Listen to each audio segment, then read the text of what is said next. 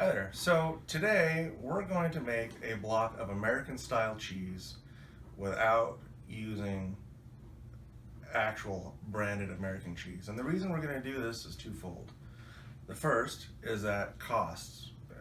Branded American cheese is very expensive.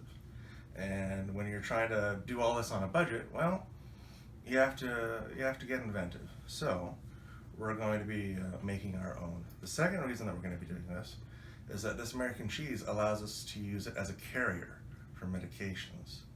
Why is that important? Well, we've got two great big Danes, and one of them's got health conditions.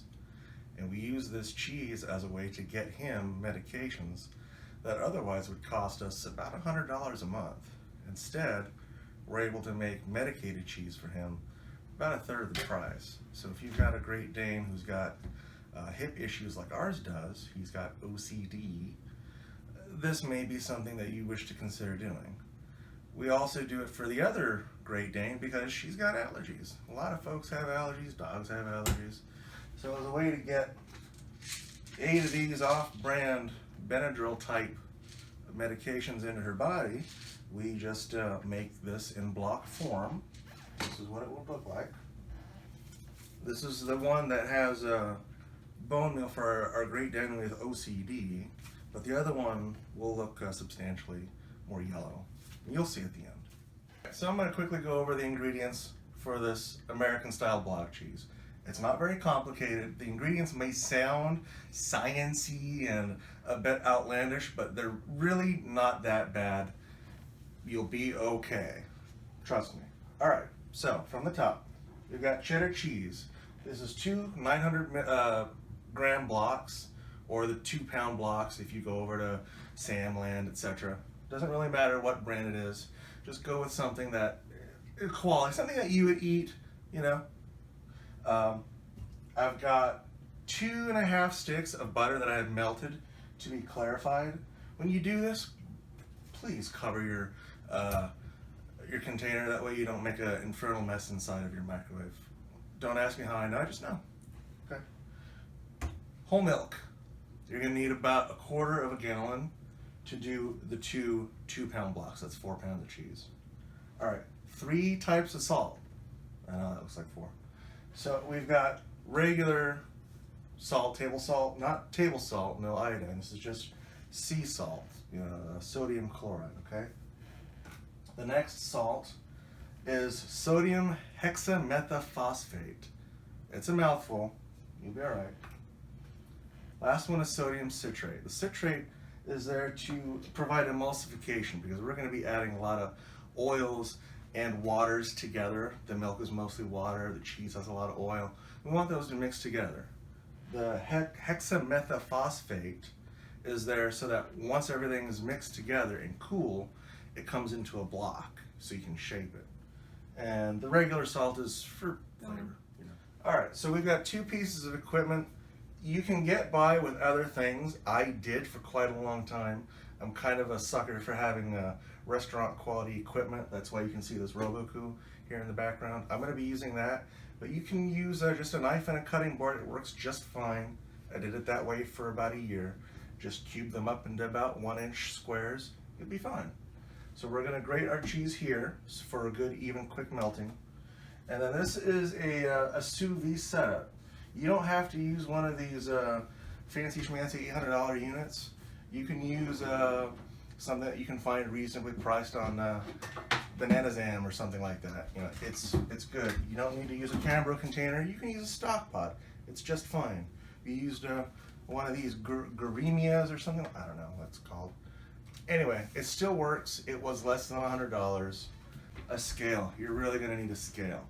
You want one that measures down to 0.1 grams because the sodium hexametaphosphate measurement is fractions of a gram. All right, we're going to commence with the grating.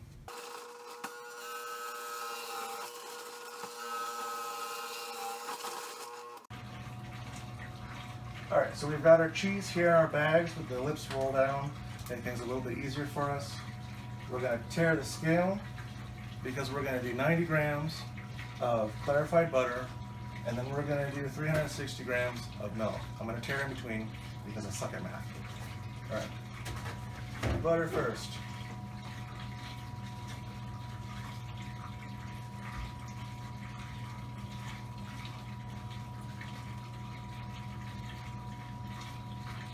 Almost there.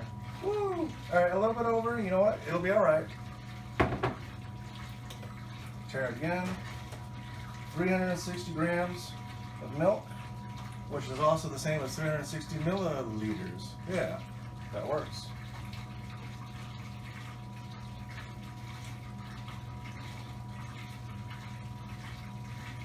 Almost. And almost right on the money. Perfect. All right. Now we're going to take these over to our vacuum sealer, put a seal on these, and then introduce them to our hot water. All right, so now we're going to go ahead and seal our bags. We're not going to vacuum them out. We're just using the heat sealing function. Okay. We're going to put our bag in, put down our top.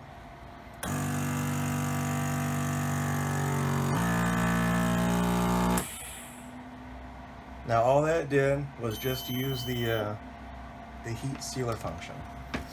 And now we've got a sealed bag. All right, our sous vide water is at temp, so we're just gonna go ahead and take this lid off. Be careful, this water is very hot, 168 degrees.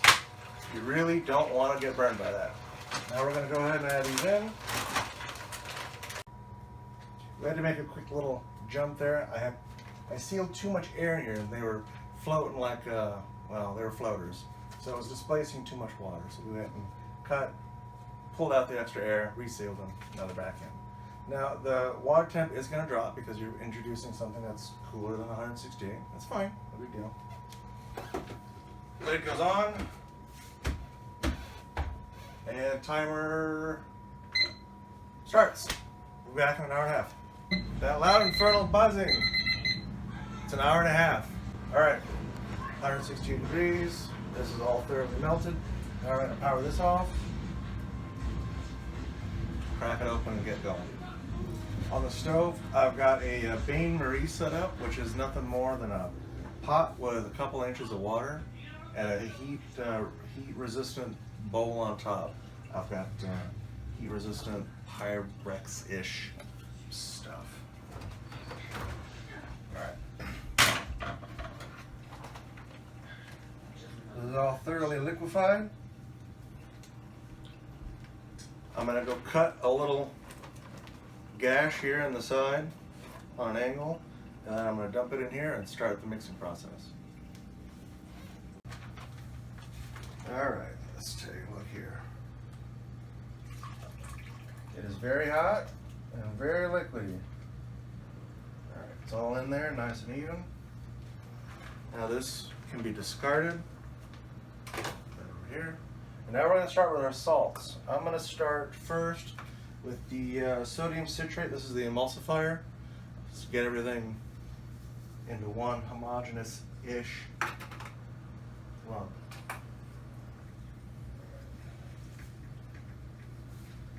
You can use a powered whisk if you want. You can use a hand mixer. You can use a stick blender, or you can use just a hand whisk like I'm doing right now. Once all the fat appears to move into this mixture, then I'm going to add the next salt. That's just going to be the regular sodium chloride. And that goes. Stir a bit more. Now the reason I'm doing this on a bain-marie is I want to keep this whole thing from solidifying in the bowl by keeping a bit of heat underneath it. I've had issues in the past where this whole mixture starts to come together in one lump in the bowl. It's not so great for the sake of molding. All right. And now the last salt, our sodium hexametaphosphate. And it goes. Once that gets incorporated, it's going to start to seize up a little bit, but it'll still be workable. It'll just be a little bit thicker. And that's okay, that's what we want.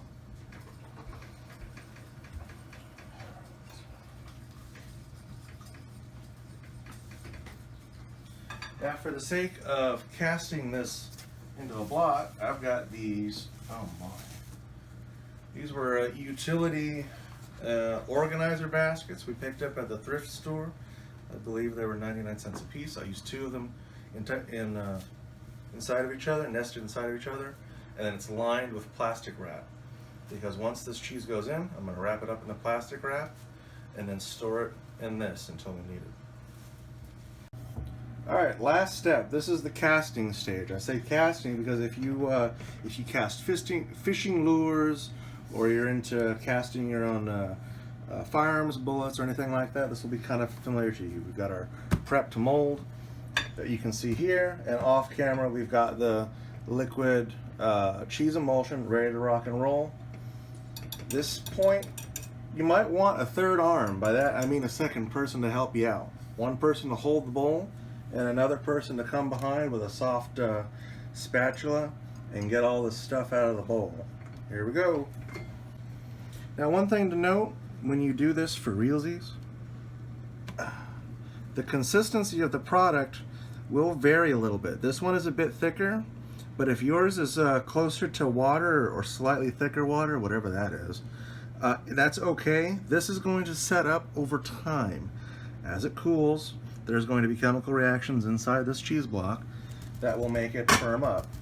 It'll take about a day. I've seen it take as long as 3 days, in particular when I do the bone meal version for my other dog. So don't be too worried about it. While it's still warm, you're going to want to cover this up with the plastic wrap there on the edges, the little wings.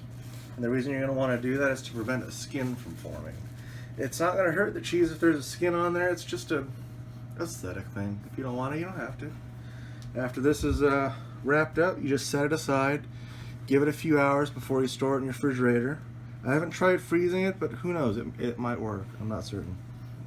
Okay, that's it.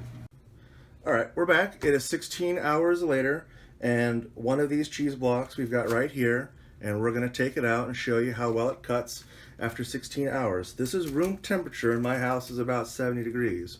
Once it gets refrigerated, it'll be still firmer. So, let's pull it out here. We're going to lift it up by these wings. Nice and easy. Move the mold off to the side. And then unwrap a little bit to expose the cheese. Like so. Now, something we've learned from experience is that a dirty knife on this cheese cuts sloppy. Wait. Clean knife. Clean knife cuts sloppy. A dirty knife cuts well. I'll show you that in a minute. So we'll start with this clean knife. It's just a knife you'd pick up at Samland or something equivalent for $5. And you know, it's soft, kind of like room temperature Velveeta would be. And well, you know, kind of makes a little bit of a mess, but that's okay. So let's show you the dirty knife.